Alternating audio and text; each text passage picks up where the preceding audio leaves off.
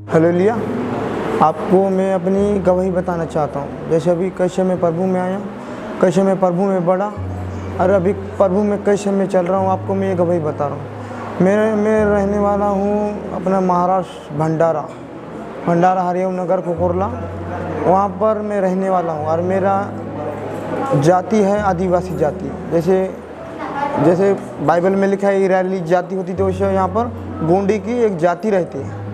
उस जाति में परमेश्वर, पहले हम दूसरों भगवानों को दंडवत करते थे। जैसे अभी दरगाह, पहले हम दरगाह मानते थे। जब भंडारा शहर में जब दरगाह बोलते हैं, तकिया दरबार करके, वहाँ पर दरगाह में हम 20 साल से जाते थे। हमारे जात वाले भी, जैसे नागपुर से हो गया, भोपाल से हो गया, रायपुर से हो गया, कई लोग वहाँ पर आते थे, 1.25 महीना रहते थे। 1.25 महीने के बाद जैसे किसी को बीमारी हुआ, किसी को कुछ हुआ, कुछ ऐसा, वहाँ के जो मेन थे वो पिताजी मेरे थे और मैं भी वहाँ पर मेन ही था। जैसे अभी हम 4 भाई होते हैं, 4 भाइयों से मेरे पिताजी ने चुना था कि वहाँ की खिदमत करने के लिए, वहाँ के जो भी काम करना है दरगाह की, वो कामों के लिए मेरे पिताजी ने मुझे चुना था। लेकिन जितने भी अपना आदिवासी जाते हैं, जहाँ रायपुर में है, नागपुर में है, भोपाल शहर में, जहाँ भी हैं, लेकिन एक थाने भंडारे में जहाँ पर दरगाह मानते हैं, सबसे ज़्यादा लोग भंडारे में दरगाह मानते हैं। तो भंडारे में पूरे जितने भी लोग, हमारे टोली के लोग हैं ना, पूरा दरगाह मानने वाले हैं। और मैं तो सबसे ज़्यादा 100% मैं था और मेरे बाप था। तो बाप ने मुझे चुना था कि दरगाह तू संभाल बेटा करके, कि उसको कभी विश्वास ये नहीं होता कि ये प्रभु में चला जाएगा, क्योंकि ये दरगाह को ही मानेंगे करके उसको ज़्यादा विश्वास था। लेकिन मेरे भाई की जो तबीयत थी, तो उसको जो दिलीप नाम का मेरा भाई है, तो उसके जो बच्चे होते थे, वो बच्चे पैदा होने के बाद साल भर 1.5 साल के बाद में वो बच्चे मर जाते थे। तो ऐसे करके वो मेरे 3 बच्चे थे, मेरे भाई के 3 बच्चे मर गए। तो हमारे जीवन में क्या था कि इतना बड़ा कलंक आ गया, इतना बड़ा आफत आ गया। हम दरगाह तो मान रहे, लेकिन दरगाह को छोड़ेंगे नहीं। ऐसे हमारे जीवन में ऐसी बात आई, हम किसी जगह पे जाएंगे, किसी कुछ भी जाएंगे, तो हम दरगाह को छोड़ेंगे नहीं, क्योंकि हमारे लोगों से लोग वहाँ पर बच रहे हैं। हमारे वजह से उनको लोगों को हमारी जगह भी दिया, भूमि दिया, सब दिया, प्लाट दिला के हमने मांग के दिला दिया, क्योंकि तुम दरगाह मानते हो भाई, यहाँ पर अपना रहने का स्थान बना दो, काम धंधे करो, 1.25 महीने रहो और चले जाओ। हालेलुया। तो मैं आपको यही बात बताना चाह रहा हूँ कि मैं प्रभु में कैसे आया और आपको प्रभु में कैसे आने चाहिए, मैं ये बात बता रहा हूँ। जब मेरी शादी हुई, शादी होने के बाद मेरी बीवी थे प्रेग्नेंट, वो मेरी बच्चा गिर गया। बच्चा गिरने के बाद मुझे कोई ये टेंशन भी नहीं आई।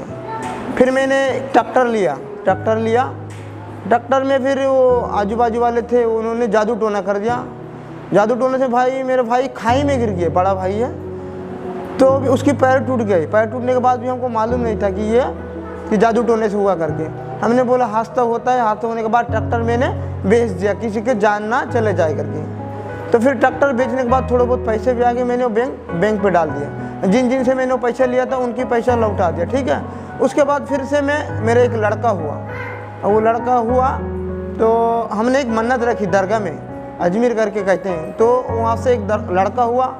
लड़का होने के बाद उसकी तबीयत बराबर नहीं रहती थी। हर रोज़ उसको मैं दवाखाना लेके जाता था, 500 रुपया फीस लगता था डॉक्टर में, जहाँ भंडारा के जो मेन दरगाह है, डॉक्टर है, वहाँ पर लेके जाते थे। उसकी 500 रुपये फीस था और उसकी दवाई की अलग खर्चा लगता था। तो मैंने ये सब करके गुजारा करके देता था, क्योंकि मैं ठेकेदार था। मेरे पीछे 10-12 लेबर चलते थे और अभी भी चलते थे। तो वो लेबर चलने के बाद मेरे पास ज़्यादा कमाई भी आता था, तो उनकी वजह से वो पैसा भी वहाँ जाता था। और मैंने जो अभी ट्रैक्टर बेचा था, वहाँ का पैसा मेरे बेटे के पीछे खर्चा करता था। खर्च करने के बाद फिर जब से मेरे बेटा भी 1.5 साल का हो गया, तो फिर मेरी बीवी प्रेग्नेंट रही। प्रेग्नेंट रहने के बाद फिर मेरा बच्चा गिर गया उसके अंदर से। तो थोड़ा बहुत सा मुझे शक हुआ, अभी शैतान भी रहेगा तो शैतान इतना तंग नहीं करेंगे करके। तो फिर मुझे शक हुआ। शक होने के बाद उन्होंने क्या किया कि मुझे पागल बना दिया। पागल बनाने के बाद आधा पागल हो गया था मैं, आधा पागल हो गया मुझे, मतलब उन्होंने कि अगले वाले आदमी हमको मेरे जो समझ ना करके, तो मुझे आधा पागल कर दिया। मैंने आधा पागल होने लगा धीरे धीरे। फिर मेरे पास जैसे जैसे परमेश्वर को दया से और भी काम आने लगे, तो और भी मुझे मेरे ऊपर जादू टोने करने लगे। तो मेरे बाप ने क्या बोला, बेटा बोले तू रह जा यहाँ पर, मैं जा रहा हूँ बोले खेत, अभी जा रहा हूँ बोले मेरे जहाँ मेरे गांव है उड़ीसा करके, वहाँ पर मैं जा रहा हूँ बोले, वहाँ पर मेरे खेती बाड़ी संभालूंगे बेटा, नहीं तो बंजर रह जाएंगी ज़मीन। तो मैं बोला हाँ पिताजी तुम चले जाओ, और बोले चारों भाई को संभालना, बोले चारों भाई को संभालना बोले, और चारों भाई से मैं छोटा भाई हूँ। तो मेरे पिताजी मुझे समझदार समझते थे, बड़े भाइयों से भी। तो बोले बेटे चारों भाई को तू संभाल के रखना। हाँ, मैं दरगाह में तो खादिम ही था।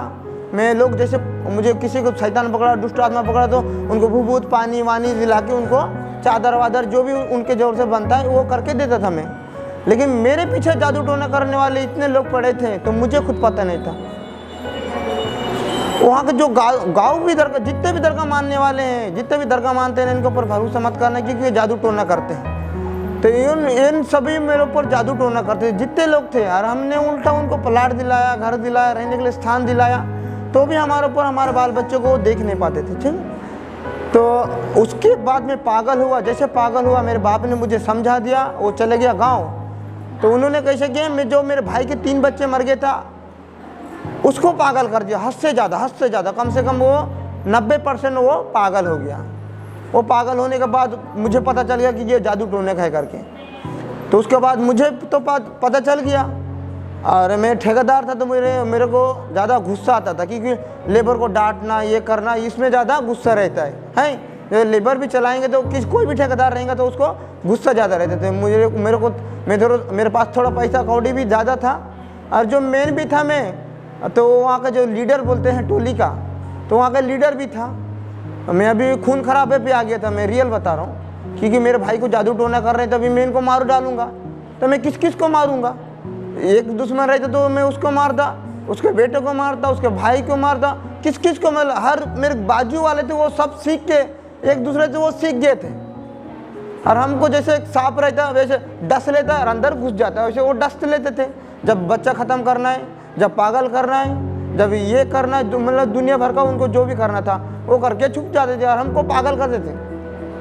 तो पागल होने के बाद मुझे पता चल गया एक दिन, तो मुझे इतना जादू टोने किया, तो मैं 90% से भी ज़्यादा जादू टोने से भर गया मैं। तो मैं किसी भी बंदे को देख के मैं डरता था, ये मुझे मार डालेंगे, ये मुझे ख़त्म कर देंगे। अभी मुझे पता चल गया ना, और उनको भी पता चल गया, भाई को पता चल गया करके उन लोग भी मेरे ऊपर जादू टोना और कर गए। तो मैं हर एक बच्चों को भी देखता था, तो मैं डर की आत्मा मेरे अंदर था। उन्हें डर पैदा कर दिया, उन्होंने बात मार तो नहीं सके लेकिन डर पैदा कर दिया। डर पैदा करने के बाद कैसे किए, तो फिर मेरे को ये ख्याल आया, अभी मैं तो मर जाऊंगा लेकिन मेरी पत्नी और मेरा बेटा है। तो मैं जैसे मेरे अभी ससुराल मेरी नागपुर गए, तो मैं बोला मैं ठेकेदारी का दारी सब भूल गया, सब याद खोता, मोबाइल कहाँ है, पैसा कहाँ है, पूरा दिमाग मेरे वो भ्रष्ट कर दिए। पैसा कहाँ था, कौन क्या करता था, लेबर कहाँ चलते थे, कौन सा काम क्या करना, पूरा स्टॉक, पूरा दुकान जितने मेरा बिजनेस था ठेकेदारी का पूरा बंद कर दिया। मैंने बोला अब मेरे को सही में बहुत ही पागल हो गया। तो मैं अपने बीबी को पकड़ा, मेरे बच्चों को पकड़ा, और मेरी बीबी वही नागपुर से मैके से आई थी, और मैंने बोला ऐसी ऐसी बात है। तो मेरे ऊपर विश्वास नहीं करने लगी वो, क्योंकि इसके भाई ने इसको भड़काया करके मेरे खिलाफ, क्योंकि मेरे भाई ने मुझे बताया था कि शिवम मेरे नाम लेके भाई ऐसे ऐसे काम है, ऐसे ऐसे लोग कर रहे हैं करके। तो मेरे को गुस्सा आ गया। उस दिन मैंने सब्बार चाकू लेके रखा था, वो चाकू अभी तो नहीं होंगे शायद, मैंने अच्छे चाकू लिया था वहाँ पर बाइक में रखा, क्योंकि उनको मैं मार ही डालूँ करके। तो फिर मेरे को बोला मैं किस को मारूंगा रात को करके। तो उन्होंने रात भर मेरे ऊपर जादू टोने किया, और मेरी बीबी को बोला अपने बोड़िया बिस्तर बांध, बच्चे की एक ही कपड़ा लिया, तेरी एक ही कपड़ा ले, और मेरा एक ही पैंट एक ही शर्ट। तो मेरी बाइक निकाला, और बाइक निकालने के बाद मैंने जैसे अभी बस स्टॉप पहुँचने वाले थे, तो बस स्टॉप पहुँचने के पहले मेरे पेट्रोल ख़त्म हो गया। तो मैं सोच रहा था कि डर की आत्मा डाल दे मेरे अंदर में। तो मैं सोचा कि मेरे पीछे वो अभी मारने के लिए मुझे आ रहे हैं, तलवार में छुरी लेके ये लेके, क्योंकि इसको पता चल गया भाई तो मेरे को उधर से आएंगे तो मुझे ये हम लोगों की ये भाई मार डालेंगे करके। तो मेरे मन में ये ख्याल आते थे कि जब भी आएंगे मुझे मार डालेंगे, ख़त्म कर देंगे। तो मैं बोला जैसे पेट्रोल जैसे हाँ, फिर रोड में खड़ा कर दिया मैंने, बाइक छोड़ दिया, चाबी भी वहीं छोड़ दिया, बाइक भी छोड़ दिया हाईवे रोड पे। तो फिर वहाँ पे एक ऑटो आया, ऑटो को बोला भाई मुझे बस स्टॉप छोड़ दो। तो मेरे बीवी लेके मैंने बस स्टॉप छोड़ दिया। बोले मुझे भूख लगी, नहीं बोले भूख कुछ नहीं खाते। बोला अब बच्चे के लिए पानी पोच, नहीं बोला। मेरे अंदर इतना डर की आत्मा डाला, पानी पोच भी नहीं लिया, बिस्किट बोले बिस्किट भी नहीं लिया, क्योंकि मेरे अंदर में इतनी डर की आत्मा था। तो बस में बैठा, मैंने टिकट निकाला, और बाइक जहाँ का वही है, देखो और मैं बस में बैठने के बाद जैसे भी नागपुर पहुंचा, नागपुर पहुंचने के बाद वो जो जादू टोने करने वाले थे कम से कम 20-25 लोग हैं, मैं मजाक नहीं करता, तो उन्होंने फ़ोन लगाना चालू कर दिया कि फलना फलना व्यक्ति कहाँ चले गया, किधर चले गए। सुबह से मेरी राह देख रहे थे कि आज ये मरा कि नहीं मरा, मुझे रात भर जादू टोने किए थे तो उन्होंने आज मरा कि नहीं मरा इसकी पता क्यों नहीं चल रहा है। तो मैं सुबह 4 बजे का टाइम में निकला था, तो जैसे मैंने नागपुर पहुंचा कि उनका फ़ोन आना चालू हो गया, मैंने स्विच ऑफ, मेरे मोबाइल को स्विच ऑफ कर दिया क्योंकि मेरे को अंदर में डर की आत्मा था। तो फिर मैंने थोड़ा सा मोबाइल चालू किया कॉल, और मेरे ससुर को लगाया, बोले ऐसी ऐसी बात है, मैं आ रहा हूँ। तो ठीक है बोले आजा बोले। उसने मेरे चौक पे राह देख रहा था, मैं जैसे आया फिर मेरे बच्चों को पोहा खिलाया, चाय पिलाया, फिर उनके घर में पहुँचा।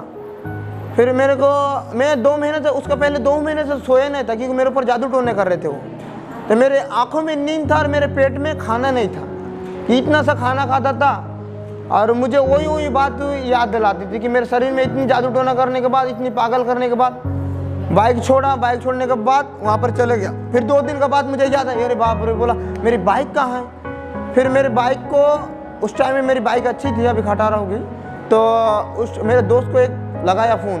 अभी हमारे जात में तो नहीं था क्योंकि मेरे अपने जात वाले को डरता था क्योंकि मैं इनको फ़ोन लगाऊंगा तो वो उन लोग बता देंगे और रात में आके मुझे मार डालेंगे। तो मेरे जात वाले को नहीं फ़ोन किया, दूसरा एक जाति था, दोस्ती था, वो भी ठेकेदारी था, तो मैंने उनको फ़ोन कर दिया, भाई बोला मेरी बाइक वहाँ पर है, तू जाके ला ले। तो बाइक वो 2 दिन से वहीं था, किसी ने चाबी भी वहीं था, तो उसने बाइक एक घर में बाजू में रख दिए हैं। तो फिर मैं बोला अभी ने मेरे ससुर को, जो मेरे पत्नी की भाई था, तो मैं बोला ऐसी ऐसी बात है, मैं उसी के लिए आया हूँ, अभी नहीं जाऊँगा, बोला कि उन्होंने ऐसे ऐसे किया, मेरी बीवी को भी कुछ ना कुछ इन लोग कर रहे थे। तो मुझे पता नहीं चलता क्योंकि उसके पेट को जो करते थे ना, तो 2 बच्चे गिर गया था। तो मैं बीवी को भी नहीं बताता, मेरे ससुर को मैंने बात बताई कि ऐसी ऐसी बात है भाई, कि इन लोग जादू टोना किए हैं मेरी बीवी को भी, तो आपको ये बात बता रहा हूँ। तो वो व्यक्ति था दारू पीने वाला, वो झगड़े पे आ गए, चलो बोले उनको मार डालेंगे। बोला नहीं, बोला मैं मारना था तो उनको मार ही डालता था। तो नहीं बोले, तो ऐसी ऐसी बात है तो हम कहाँ जाएंगे, बोला। तो बोला एक आदमी से मैं बात किया हूँ, बोले तो वहाँ पर जाना, बोले वहाँ पर मेरे पास्टर, ये वो पास्टर नारिया पास्टर करके, तो वहाँ पर जा, बोले तो मैं उसके अंदर मोहनी ठोनी जो भी खिलाया पिलाया था हमको वो ख़त्म हो जाएंगे, बोले जितने दिन यहाँ पर नागपुर में है उतने दिन चर्च जाना, बोले उसका बाद मत जाना, बोले।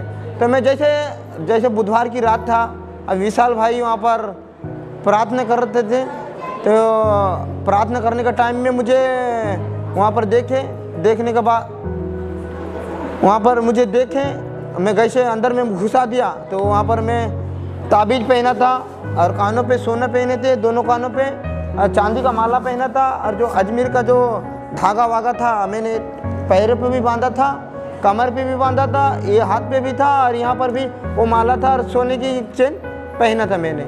तो जो नारायण पास्टर था उन्होंने वो सब निकाल दिए मेरे को, और विशाल भाई मेरे लिए प्रार्थना किए। जैसे प्रार्थना किए कि मैं थोड़ा सा हिल गया उस टाइम में, तो हिल गया तो मुझे थोड़ा सा कुछ ना कुछ फर्क आया।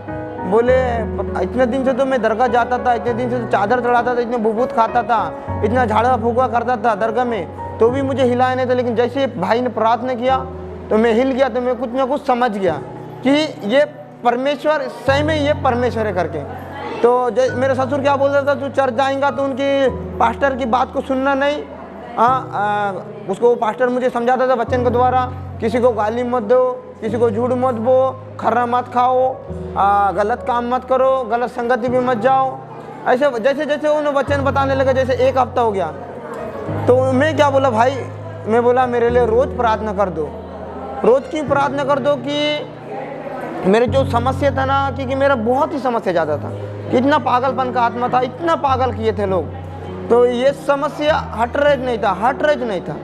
तो मैं बोला रोज़ प्रार्थना करो। जैसे जैसे उन्हें रोज़ वचन बताने लगे तो मुझे वो बात, वचन जो बता रहे थे वो मेरे लिए बता रहे थे। ऐसा मुझे लगा, मेरे दिल में विश्वास आने लगा।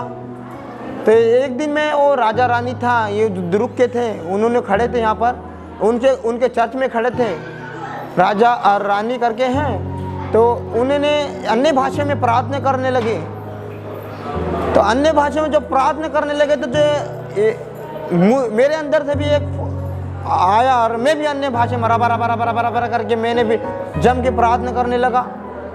जम के प्रार्थना करने के बाद में फिर जो मेरी समस्या था ऑटोमेटिक वो ख़त्म हो गने लगा कि मैं पास्टर ने मुझे 1 महीने के अंदर में मुझे चुन लिया। वो मैं उसके साथ में रहने लगा, उनके साथ में जाने लगा। जैसे एक लीडर को चुनते हैं, जैसे एक मुखिया को चुनते हैं, वैसे मुझे पास्टर ने चुन लिया। जैसे भाई अपना विशाल भाई कि उन्होंने जो मेहनत किया वो मेरे लिए बहुत किया भाई। उनके द्वारा मेरा उद्धार हुआ, उनके द्वारा मुझे अन्य भाषा मिला। तो मैं बोला अभी मैं घर में जाता हूँ। अभी बोला मेरे घर में जाऊँगा, बोला मैं भंडारा शहर में, वहाँ पर पूरे दरगाह मानने वाले थे भाई, दरगाह मानने वाले थे। तो मैंने जैसे दरगाह मानने वाले थे वहाँ पर परमेश्वर की जो हमने जो दरगाह वर्गा था फोटो फाटो वो पूरा फेंक डाले। वो फेंकने बाद प्रभु को स्थान किया। जैसे अभी प्रभु में मैं ही आता था और मेरी बीवी आती थी। मेरी बीवी आने के बाद हम लोग प्रार्थना वहाँ पर आने में जैसे जैसे पाठक को देख के मैं सुन गया और चल गया। और जैसे जैसे मैं लोगों के लिए प्रार्थना किया, लोग हिल गए, लोग चंगे हो गए। हम एक पहाड़ पे जाते अपने पास्टर के साथ, पहाड़ पे गए। पास्टर वहाँ पर जाने के बाद हमको 2 दिन पास्टर के साथ गया, तीसरे दिन मैं गया और यहाँ पर एक व्यक्ति था, उसके कमर में दर्द था, उसके लिए प्रार्थना किया, वो हील हो गया, चंगा हो गया। और यही बात जब वहाँ से मैं शुरू हो गया तो मैं भी अब प्रार्थना दुआ करता हूँ, वचन बताता हूँ, लोगों को हील होते, लोग चंगे होते मेरे द्वारा।